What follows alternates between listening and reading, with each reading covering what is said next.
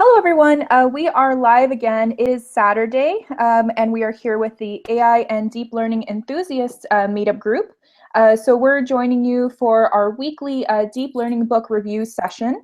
And of course, we get together every weekend with a volunteer presenter who goes through the material ahead of time, chapter by chapter, and will do a really awesome presentation for us to kind of help us digest the information and make sure that we're getting a more collaborative and thorough learning experience. Some background information on the way our kind of system works. We have a Google sign-up sheet that's located on our meetup page and then also located in the link down below for this YouTube. It's called the presenter sign-up form. And there are two tabs. There's an online session tab, and then there's an in-person session tab. We host these sessions both online and in person. In-person happens in San Francisco, and online, obviously, you're here with us today. So thank you for joining us. And then we want to introduce our presenter. We have Sharif, who joined us last weekend to cover part 1 of the chapter 9 of the Deep Learning book. And he is now covering part 2 for us as well, which is really awesome. Do you want to introduce yourself, Sharif? Yes, thank you, Laura. Hi, everyone. My name is Sharif Jazra. I'm a software engineer, electrical engineer by background. Been in the wireless industry for 10 years, but in the past few years, I went into machine learning and just a few months ago into deep learning. So I'm excited to be presenting this chapter on convolutional network, and this is the second part of the presentation. So I'll start now, launch the slides. Thank you. And just a reminder to our participants, please go ahead and add to the discussion and ask questions in our chat room. So we really would prefer this to be a more interactive session. So if you want to bring up any points that or other topics that you want covered, or if you just want to add to the conversation, we appreciate that. And we will be basically reporting what you are saying in the chat as we go through the presentation. All right. So the slides are online. Please meet me there, and I'll resuming from slide number 34.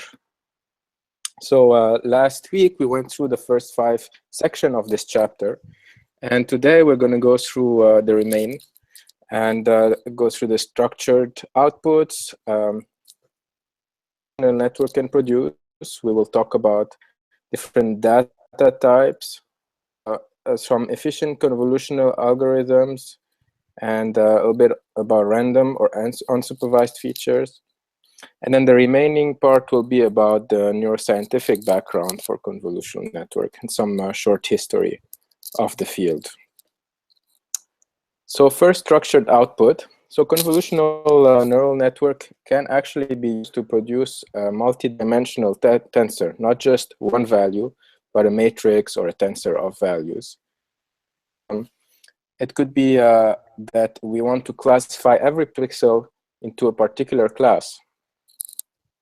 So how would we do that? The book mentions three possible ways to do it. We could not use pooling at all, as that reduces the output dimensions. We could use a low resolution grid of label. Or finally, we could use a pooling operator with a unit stride. So there are some papers referred to where each of those are developed. The example that is given in this section is this pixel-wise labeling. And one method to achieve that. So this little graph below shows us kind of like a recurrent neural network where we are reusing the output of a previous convolutional operation. So we first produce an initial guess on the output pixel distribution, and then we keep refining that distribution by sort of convolving again over multiple time periods. That's where the recurrent neural network concept comes from. In this picture, Y is the output tensor label, B and W are kernels that are used for convolution. What's notable here is that W is the kernel used for the second time period on. It's basically the same kernel that's going to be reused. to produce the output at period 2, 3, and henceforth continuing. So the idea is that by convolving over the output as well as the input, we would improve the probability distribution of the pixels. So what kind of data type can we use convolution network for? So there's a table given in this section that I sort of translated into these pictures. There are 2 dimensions. First is whether this is a single channel application or a multi-channel application. And the second dimension is the dimension of the input. So as an example to a 1D single channel is the audio signal. So we have this one value over t that changes. So it's kind of the simplest model. In the multi-channel case for 1D, we can think of a skeleton animation. In this case, we basically model the body as this combination of nodes connected to each other, and the time t is the 1D dimension, and then the channels are the values, for example, of the angles of the vertices connecting the different nodes. So we have as many channels as there are nodes, and then the angle values is what's stored in those channels. So that's 1D multi-channel. For the 2D case, single channel, we could think of an audio data, so but transformed into the frequency domain. Apply this Fourier transform to it. In the in one dimension we have the time, and then in the second dimension we have the value at the frequency. So that's and the picture sort of shows that kind of a heat map. Using that as input and learn the pattern to classify. And the 2D multi-channel is our regular image, colored image, or 2-dimension for height and width, and then this 3 channels for the color, red, green, and blue. A 3-dimensional single channel could be any form of volumetric data. And here I give, here one example is given is the CT scan. And you can see this picture sort of shows the multiple pictures or the volume of what is scanned here, the head. And so it contains this 3D model. And so you could use that to do a classification. And then your 3D multi-channel is a regular video, colored video. 3 dimension for the image for each frame, and then 1 dimension for the time. So here I put HAL from Space Odyssey. All right. So next, talk a little bit about efficient convolution algorithms. And there are two ideas given in this section. First is that convolution can actually be described as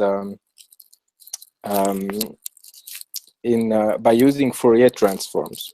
So by definition, you could say that convolution, you could transform 2 inputs using Fourier transform, multiply them, and then do the inverse Fourier transform. And the result is basically a convolution between the 2 initial inputs. And, so you can actually implement this Fourier method faster than by using a naive convolution. And so from Wikipedia here, we can see we could go from O of n squared to O of n log n. So there is a good speed up. Then the second idea is one of separable kernels. And this is a case where whatever kernel we've learned, if that kernel can be divided into, if that kernel can be described as a product, as an outer product of d vectors, sorry, of d vectors, then it's a separable kernel. And instead of doing the convolution over the full kernel, we can do it over each vector and then save on the amount of computation. And so that section doesn't explicitly describe how to do it. Further looking online, I see that an outer product can also be considered a convolution.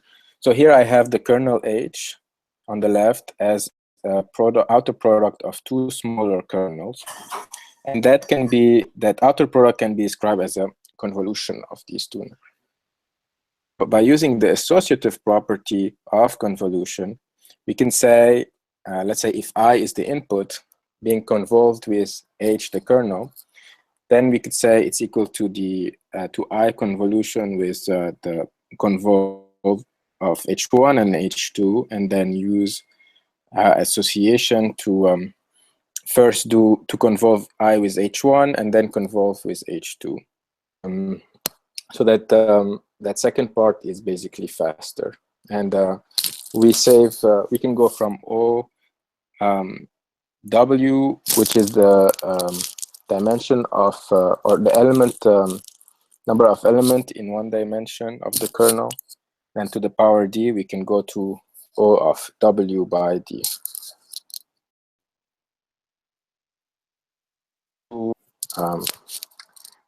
Convolution algorithms given. The next section talks about training or speeding up the training. So the standard convolution requires a complete run of forward and back propagation for each gradient step. So the question is, what methods are available to reduce the cost of convolutional network training? And the one idea is just not to train the lower level features in a supervised fashion. So there are three ideas given. First one is basically initialize the kernel parameters at random and just use those. The second idea is actually designing the kernel by hand. Say I want an edge detector, and that can translate to particular kernel values. So you basically specify those. And then the third one is learning kernels with an unsupervised criterion. And one paper provided is by Coates, which basically applies k-mean to small image patches, and then uses the centroid learned as the values of the kernel. So that's one idea. On the random filter approach, what is given is that you could try multiple networks with different randomly initialized kernel values, and only train the higher layers of the network. So the fully connected layer, for example, at the top. And then pick the one that performs the best, and then train the entire network starting from there. So you could get some speed up. Also, one method mentioned is the greedy layer-wise pre-training, which I think was described in a previous chapter, and which is also used in convolutional deep belief network, which is another type of network.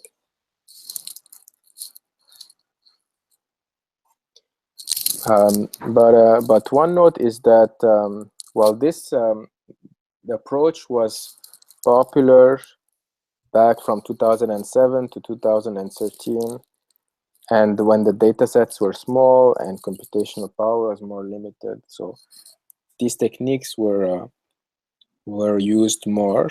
While today the approach is to train the whole network instead.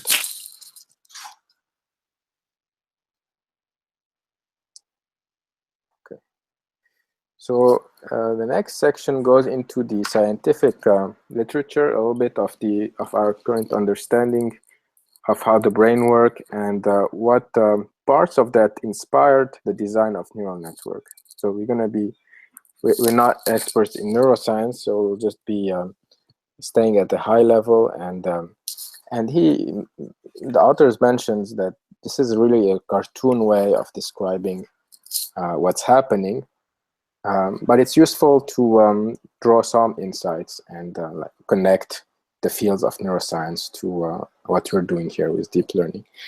And one of the early scientific discoveries that have been that have really influenced the field are those experiments by Hubel and Wiesel in the 60s, in the 50s and 60s, where they basically discovered that neurons in early low-layer visual cells are basically more receptive to certain kinds of patterns and of light, and particularly those that are precisely oriented, like lines in a certain direction. So I have some links to the paper in the following section, so you can see in the slides, in the notes there, you can refer to those. So here's one picture on the right, which shows the different layers through which light goes through. As it enters our retina, it goes through the main important layers that we're concerned with are the LGN, then V1, V2, V4, and then the IT layer. So we'll talk a little bit about those. One thing that is interesting is that it takes less than 100 milliseconds for light to go through those layers. So the LGN actually is really does not affect the content of the signal itself, but there's some, so we don't talk really much about it, but it goes through that layer. And then what you end up having is almost an exact, not exact, but very similar picture at the back of your head in the V1 layer. And it's a spatially arranged picture. So so V1 captures the V1 properties. Three of those are captured by convolutional network. The fact that the V1 cells are arranged in the spatial map. The fact that there are simple cells that sort of behave like detector units, which mean that they are the output of them is almost a linear combination of the values of the cells and their neighbors, their close neighbors. So those were called simple cells. And there are complex cells which behave more like pooling, in that they are invariant to small shift in the position of the features. And they are also invariant to changes in lightning that cannot be captured by pooling. And so that led to this method called max out. So after that, the research shows that this kind of the same pattern of these simple and complex cells of this detector and pooling kind of mechanism are found at the upper layer. And that even we can locate certain neurons that seem to capture one higher layer abstract concept, and these were called grandmother cells. And the reason is because they originally in the research, the pictures of grandmothers, I guess, would be shown, and the same, and these neurons would light up whatever the location of the grandmother in the picture, and so they're invariant to some scaling or rotation or translation. So they are called grandmother, and it seems that they've been identified in the medial temporal lobe. There's research by Quiroga that shows these pictures of people like Halle Berry, the Bill Clinton, Jennifer Aniston. They are able to identify particular neurons that light up just by showing pictures of these people. So so you can check this article for more information. That's super fascinating, Sharif. Yes, it's Yeah. it's actually a fun paper, and you can see really how they connected the neuron to I mean the spikes, and then you can see how many spikes come out when you show these pictures, and how other pictures don't provoke spikes in neural activity. So it's impressive research. So in convolutional neural networks, though, it obviously works very differently, right? Like you're not going to get specific, quote unquote neurons that will identify pictures, right? It's all just mathematical calculations. Well, the mathematical that's the underlying procedure. That's what is the engine underneath. But that doesn't mean that there are no abstract concepts at the higher level. So you can, because that's the goal of this whole approach, is that as you go up deeper in deeper layer, a certain region of the network will correlate with more abstract concepts. Fascinating.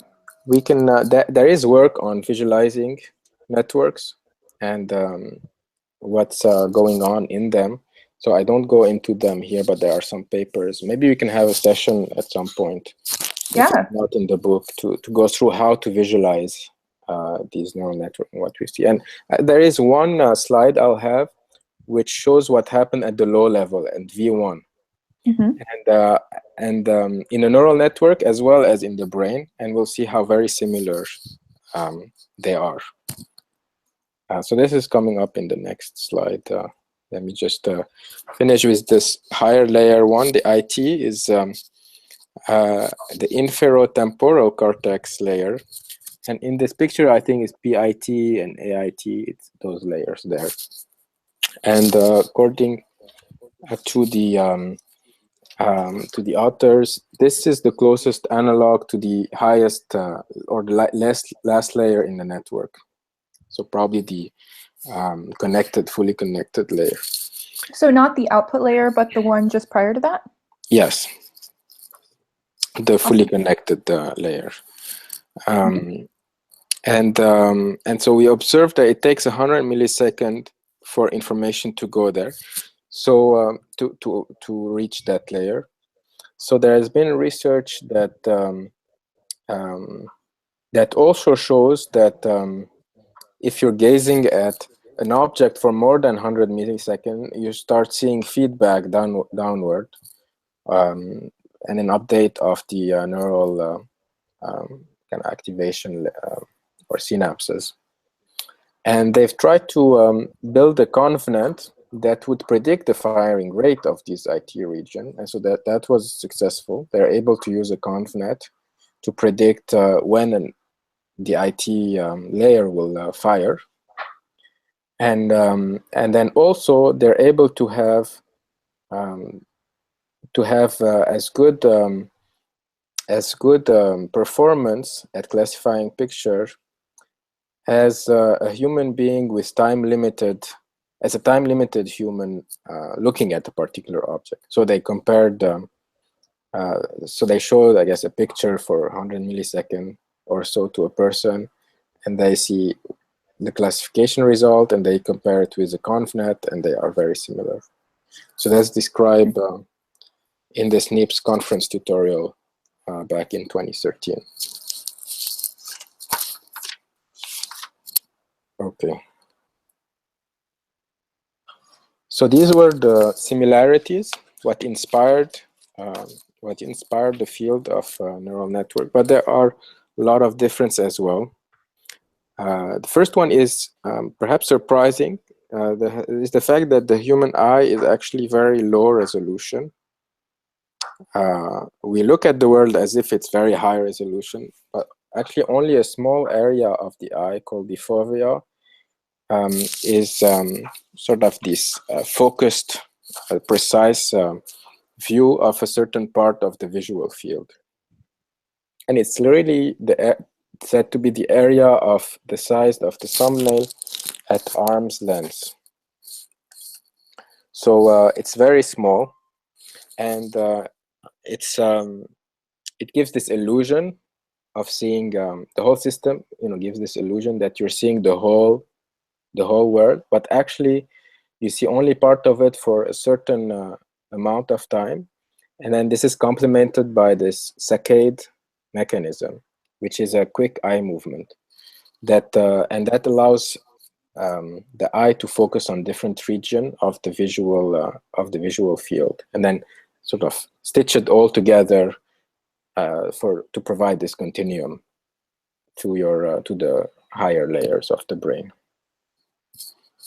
So while in convolutional neural network, we actually provide a very high definition input image as a contrast. The second thing is that the human visual system is integrated with various different systems, like the different different senses, like hearing and smelling, and this moods and thoughts, and so it's not there on its own. It's also it really can recognize entire scenes, so we can draw a lot of information from them, and not just detect objects, but connect correlation between objects and dimensional information, distance information, all of that. While in convolutional neural networks, we are still working in that direction.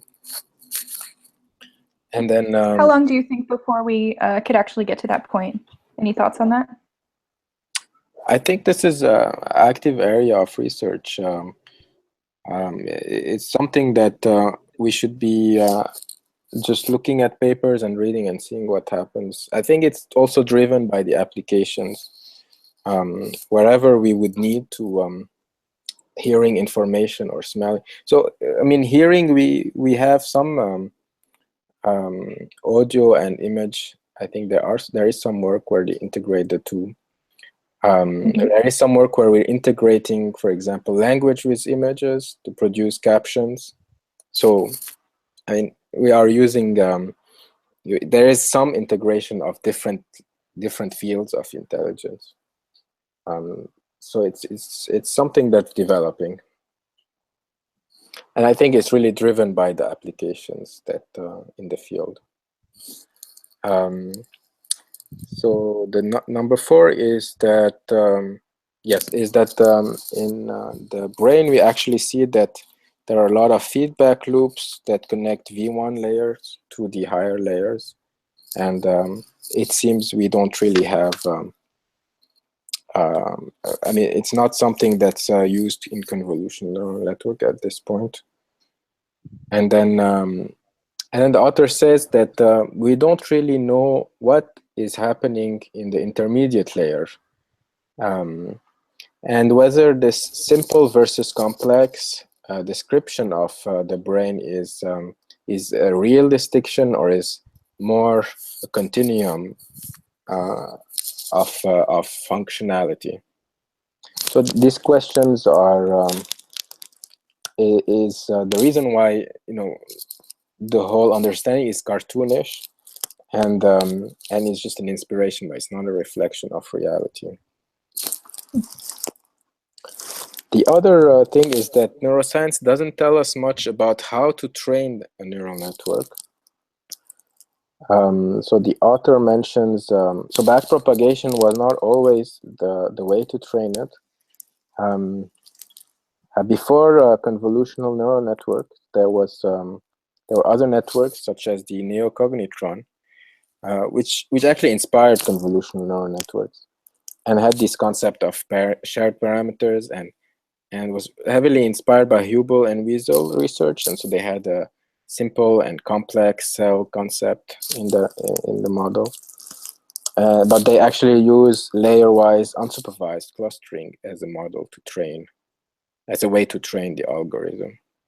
So backpropagation is not necessarily what the brain does, and was not really inspired, as we saw in the previous chapters, that backpropagation is just a way to calculate the gradient, And so it's really a mathematical operation. It uses the chain rule and to calculate in an efficient way these gradients.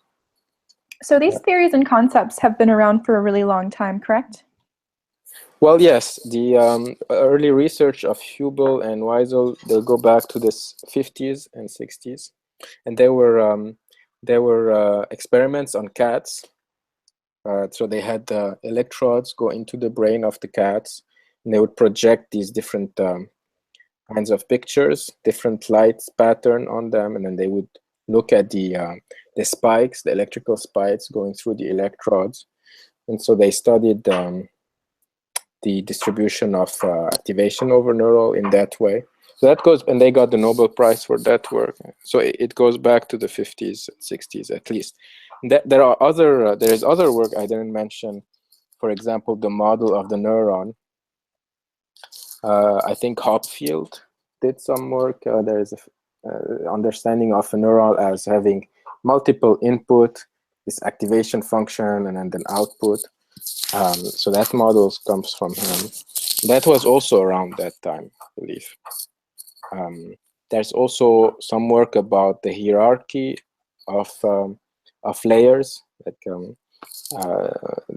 we mentioned a little bit in here, and there's other work in that area.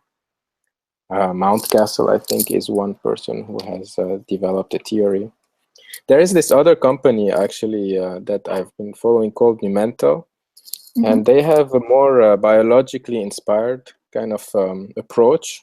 If you look at their published papers, it's headed by the previous founder of Palm, and he created this neuroscience institute in Redwood City, and they developed. They did a lot of research towards this hierarchical distributed algorithm. They use sparse encoding as input, and then they have this model of how to update synapse. It's much more closer to the science rather than a mathematical optimization problem. So it's also interesting to look at what they're doing today and how it contrasts with the deep learning approach.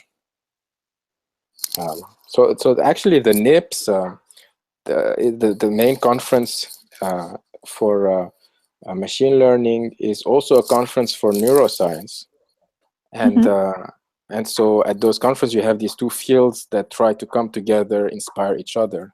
And in the past it's been more coming from neuroscience, the inspiration, and today we see inspiration that comes from convolutional network that neuroscientists are using to understand how the brain works. So it's there is this nice sort of sharing of insight between computer science and neuroscience as a field.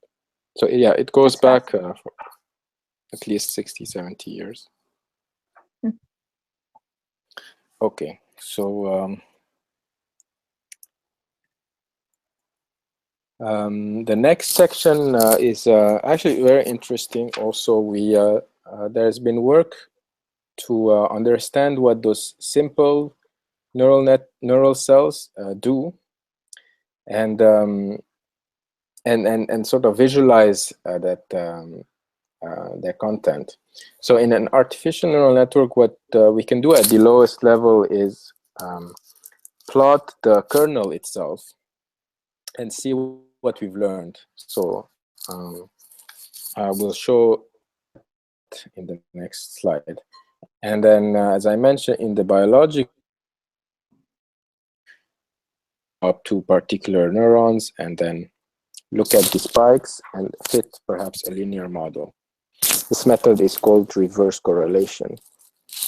So what researchers have found is that this weight distribution may be following the Gabor function. And this function basically describes the value of the weights in this 2D image. So let's look at how the equation look. So S would be the output of a particular layer, low-level layer. This is like we're talking V1 now, lowest level. The I is the intensity of a pixel at a particular position and then W is the weight function. So the Gabor function basically follows the following format. This is a second line. It's so a lot of parameters. There is an exponential function which is of both so x prime and y prime, and then a cosine which is only a function of x prime. And y prime can be thought of as describing as a coordinate system. So well, x0 and y0 are like a coordinate system at which point x prime and y prime will be 0, and where you would see the highest intensity because the exponential value will be 1 when x prime and y prime is 0. So we can think of the image as being, or the highest response as being maximal at 0 and y0. And as we move x, the pixels, if you'd like, or the intensity in the x axis, the output weights will be sine function of them. So there will be this sinusoid up and down. But also multiplied by that is the amplitude, which is the exponential, which will also reduce the amplitude of this cosine value. So let's look at some pictures actually that provided in the. Let's start with the left one. For different value of x0, y0, and tau, and we can see that the and white is the large. The whiter the pixel is, the largest the value is, large positive value, and black is large negative value. So as we vary the x0 and y0 values, we can see that the location of these maximum change, and it has this kind of shape because of the way it's being changed in this case. In the second and third picture, the x0 and y0 are fixed to 0. So you can see the white is maximum in the middle. The second picture, in the middle one, we are varying the Gaussian scale parameters. So if you look at the exponential, these are the parameters that multiply x prime and y prime, beta x and beta y. So we are changing these values. Beta x is decreasing as we go from left to right. Y is decreasing as we go from top to bottom. So when either betas decrease, the value of exponential actually increases. So so there's more intensity. There's more. So let's say we're doing the y-axis. We can see as we go down and beta decreases, the white band is becoming larger. And also we see that on the x-axis, as we go from left to right, we can see that the white more across the x-axis. So we're sort of reducing the amplitude of the signal. And then the final one is the third one to the right. We're basically changing the parameters f and phi, which are parameters inside the cosine. So the f is the frequency of the cosine, and phi is the phase. See that so f increases from top to bottom, and then phi from left to right. So phi f is really the frequency. So as it goes, as we're increasing the frequency, basically the cosine will have a shorter period, and so you'll have up and downs that are closer together.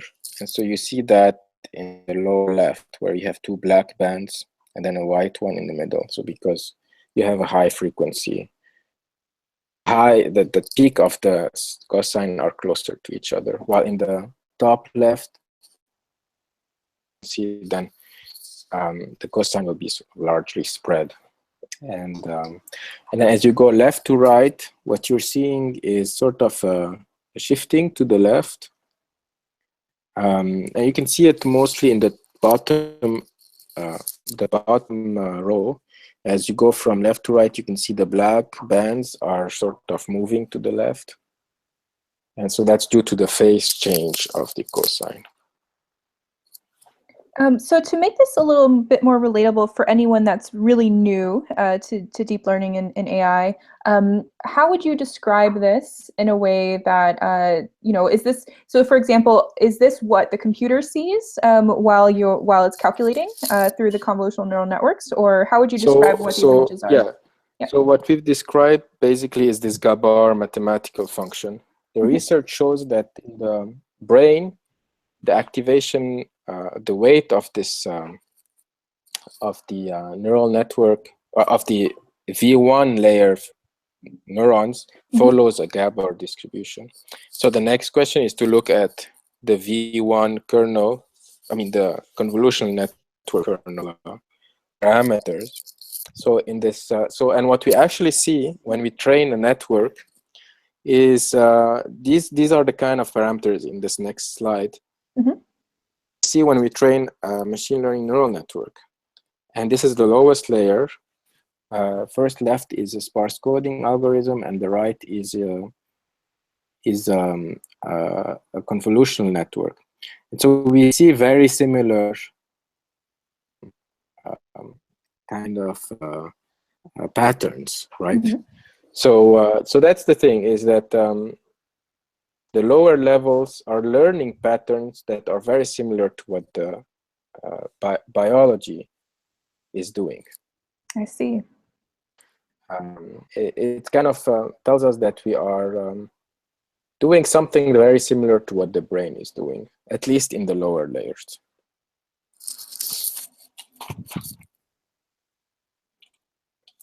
Thank you. So yeah. So that was the Gabor section. Finally, there's one more thing that's described is that so we've described simple cells, and what about complex cells? And it's also a cartoonish view, is that the activation or what the complex cells are doing is basically computing this layer 2 norms cells. And so that's mentioned briefly in the textbook. And there is this particular special case that's discussed.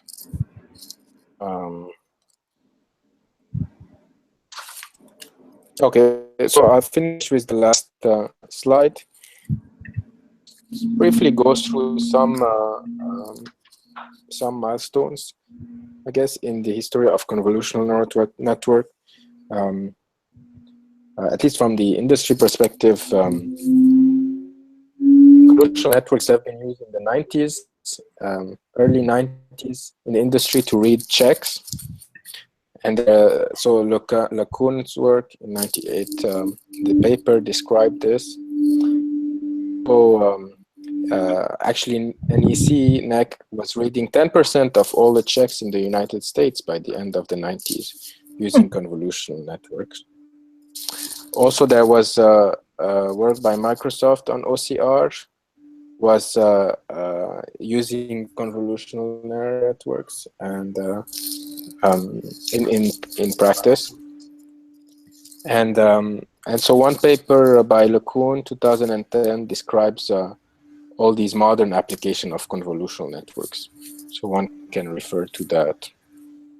Also, convolutional networks were used in competitions. So this famous ImageNet competition was of 2012 was won by a convolutional network by Krzyzewski and all. And so it really was a milestone because it a major jump in performance by using convolutional network, previous state of the art, and I think there was maybe 15 to 20% improvement. So, so finally,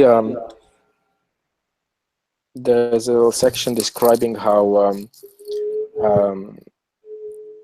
asking the question why convolutional neural network survived this decade, but not other deep neural networks.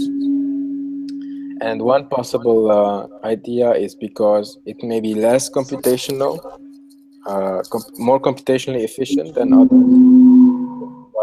less powerful hardware. But there's also psychological barriers that the author say. It might be because today we are seeing that neural network can be trained on data sets that were available back then and with similar sort of compute performance. They are also they are working well. So why were those not tried back then? Why were they not discovered?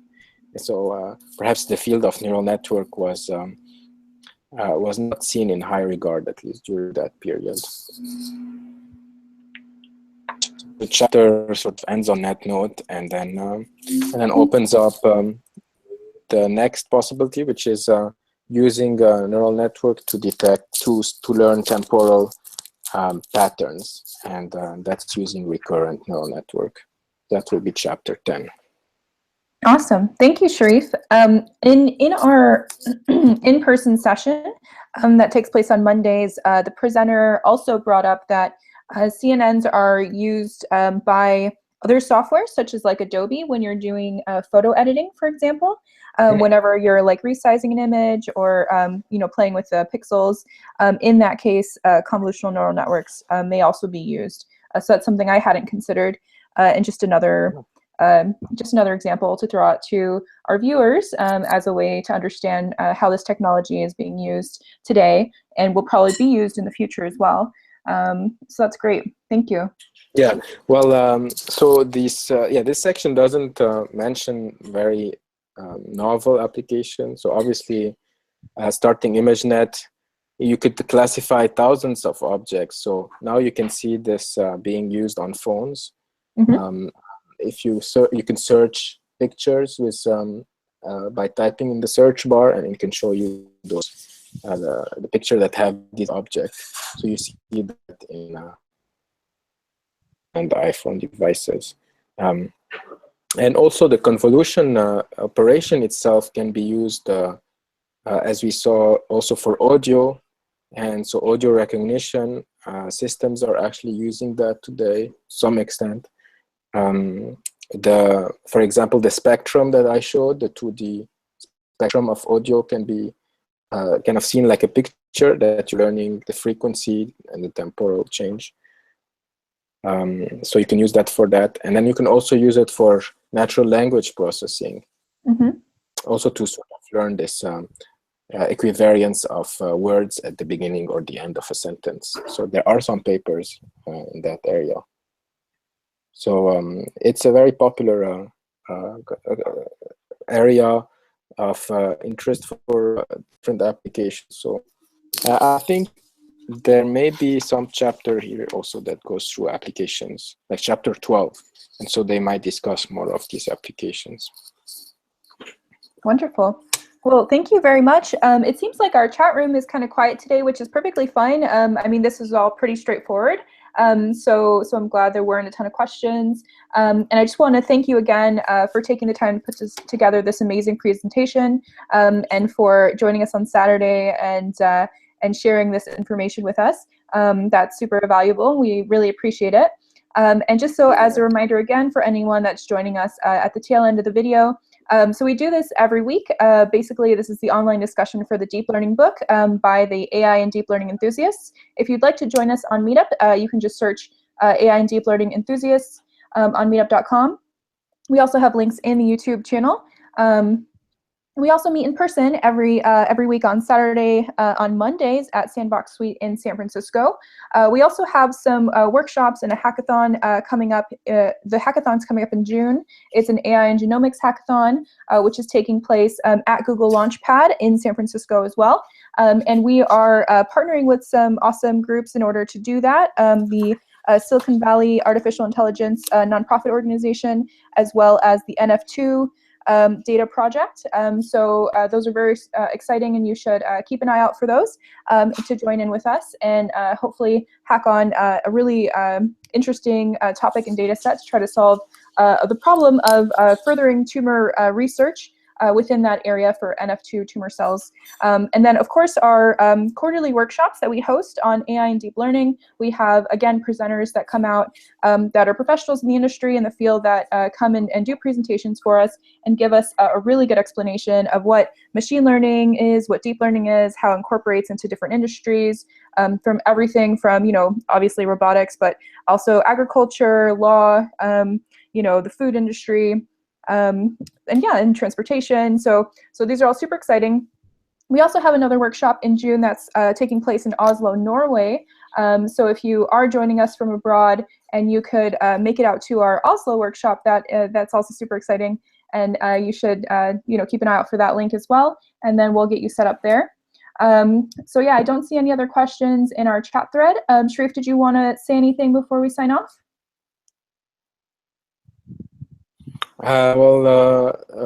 Thank you everyone for joining these two lectures. If you have any other question about convolutional network, you can definitely email me. My email is on the presenter sheets, and my slides will be available online. So I'll add them to the sheet, perhaps for them to be locatable. Perfect. And you can comment on them also, so that will keep the conversation going. Thank you, Laura, and I hope to see you in the next sessions. Definitely. Thank you so much, Sharif. And you have a good weekend. Everyone go outside and, well, it's not super sunny today, but still enjoy the weather. Bye-bye. Bye. Signing off.